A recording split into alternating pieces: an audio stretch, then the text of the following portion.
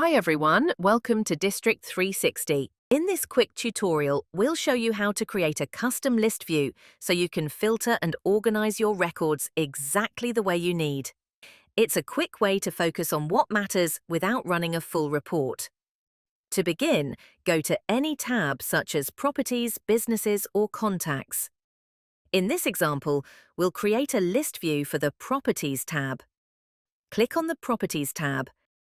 Then click the gear icon and select New.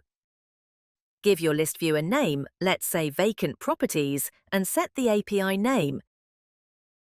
Choose who can see this list view and click Save.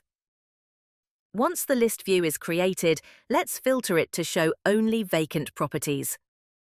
Click the filter icon, then select Add Filter. Choose the field here. We'll select Property Status, set the value to Vacant, and click Save, followed by another save here.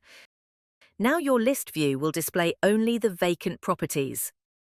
If you want to add more fields to display in your list view, click the gear icon again and select Select Fields to Display. Choose the fields you want,